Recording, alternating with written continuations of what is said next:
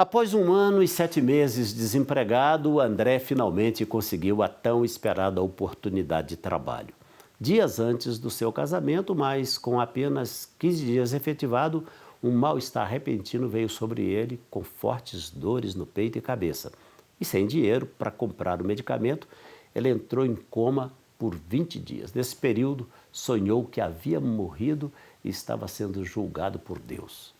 Foi nesse momento que o nosso convidado acordou na UTI e viu sua cunhada com uma Bíblia na mão, clamando por sua vida. Hoje, André segue adorando a Deus, servindo a Ele com inteireza de coração, com a saúde perfeita e sem nenhuma sequela. Deus fez um milagre na vida dele. Boa noite, André, e bem-vindo ao programa. Boa noite. Bom te receber aqui, viu? Eu brincava antes da gente começar o programa, né? Que você botou o pezinho do lado de lá, né? Você quase foi. Cheguei a colocar a ponta do pé. Mas o que aconteceu com você, afinal de contas, que complicou tanto a sua situação de saúde? Então, Wanderlei, no ano de 2009, eu consegui, estava indo tudo bem, até aqueles últimos dias ali, no final, mais para o final de 2009. Eu passei 1 ano e 7 meses, desempregado, como você já falou.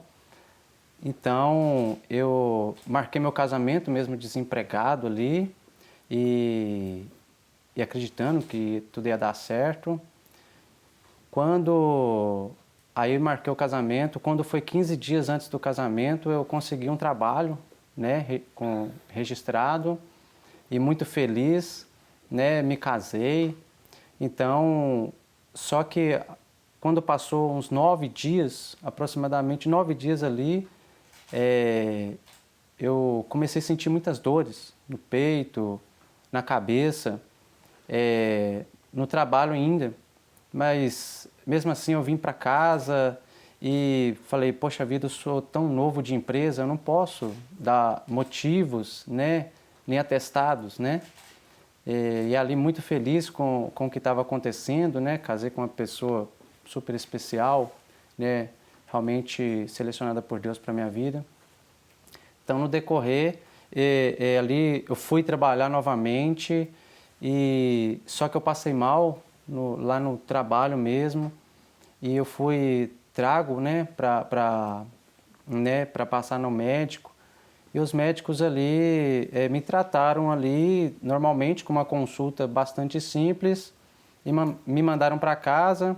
Foi quando no outro dia eu temei de novo e fui trabalhar de novo, querendo dar aquilo ali que eu não estava aguentando. Cheguei lá, eu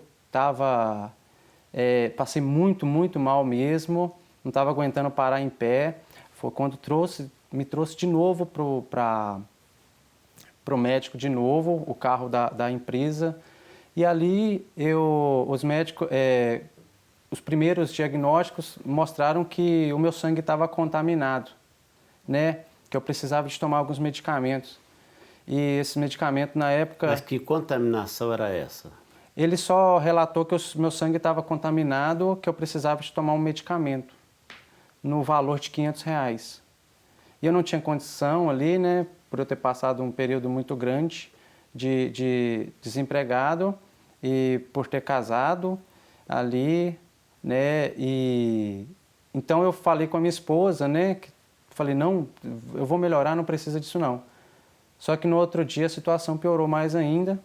Foi quando me carregaram, e já me levaram para o médico novamente, para o hospital.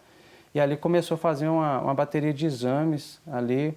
E quando eles viram, que não era só o sangue que estava contaminado, que os meus pulmões estavam totalmente tomados ali de secreção e que era uma situação bastante complicada. E eles começaram a ficar um pouco perdidos, naquelas coisas que eles estavam descobrindo, ao meu respeito.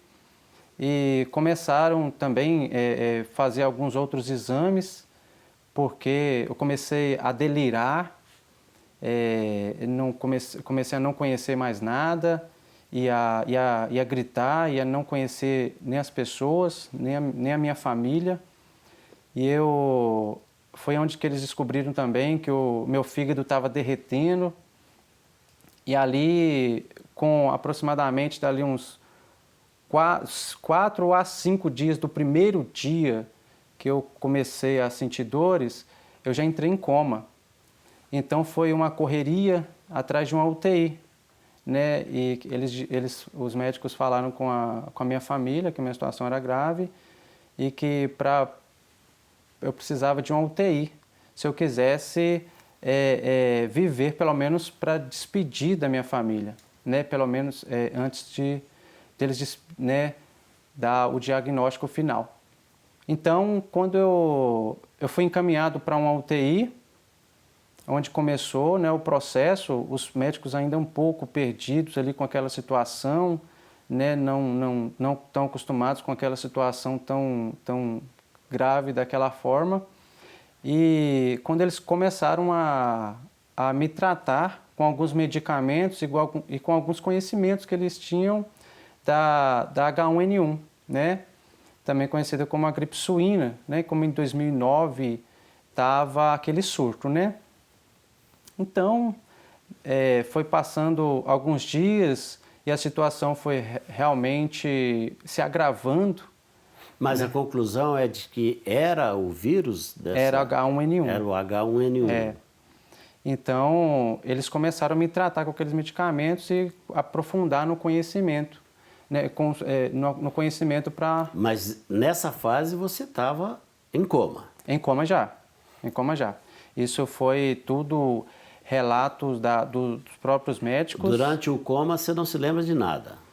Não, só de uma experiência que eu tive com Deus, do tratamento, não. Como é que foi essa experiência?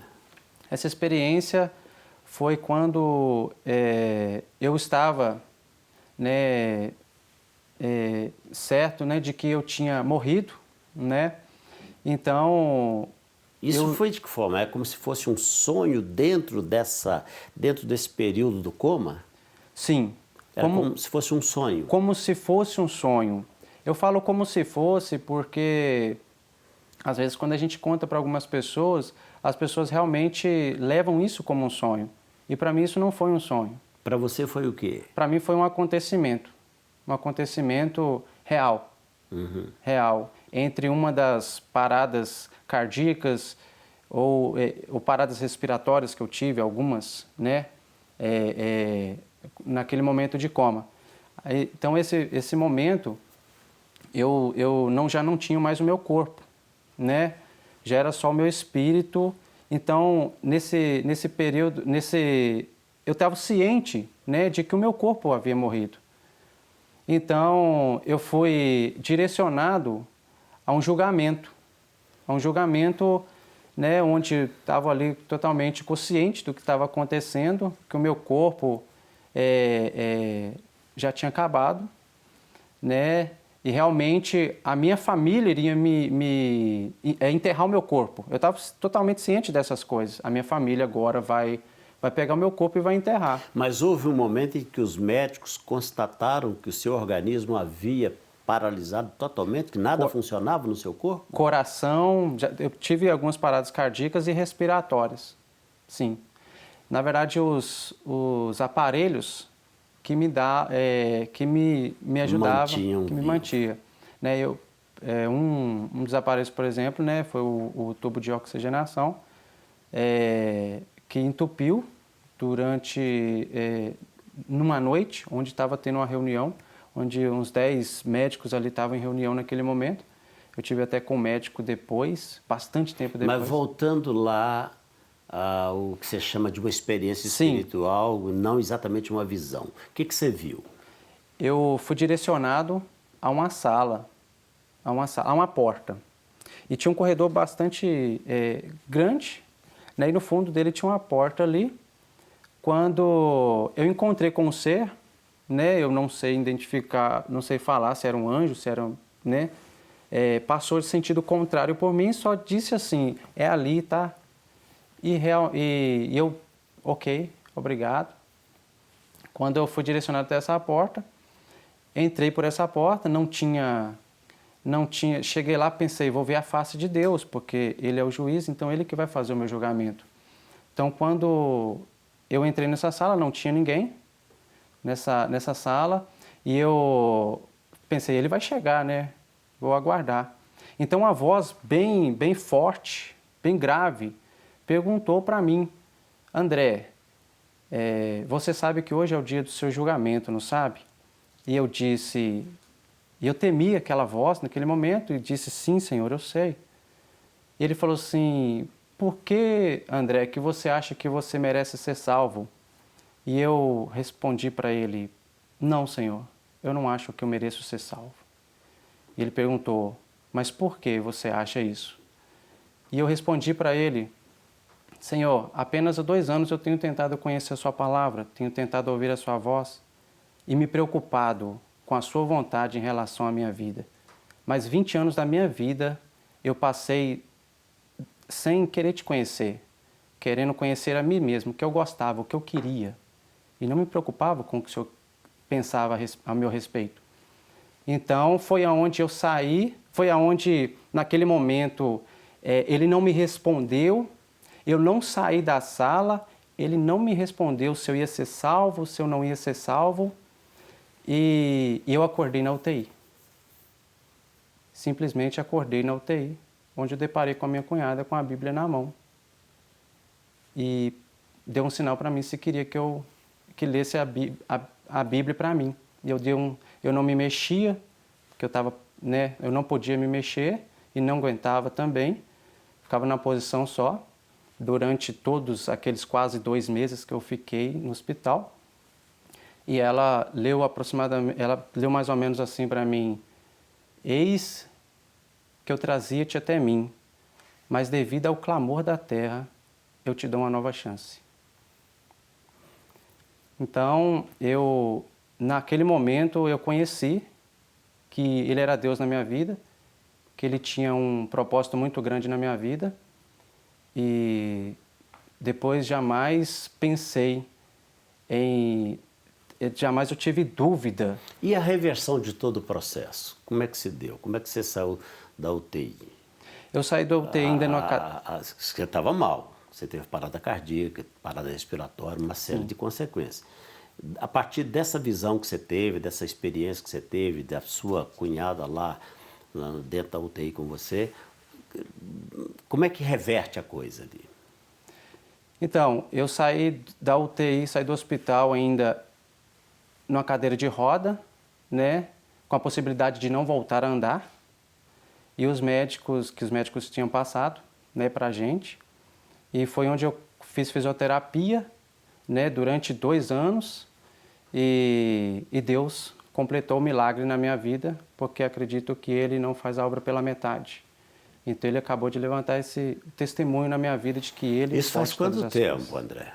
Isso foi em 2009, mas no final, outubro. 2009, está com 9 anos. Com 9 anos. O processo todo, desde que começou até que você teve alta, durou quanto tempo? Foi até que eu tive alta do hospital. Sim, até que você se viu como está agora. 2 anos e 4 meses. Foram 2 anos e 4 meses de tratamento. De tratamento. Desde o dia que eu adoeci até o dia que eu ganhei alta do INSS. Quer dizer, foi um milagre mesmo que aconteceu na sua vida, né?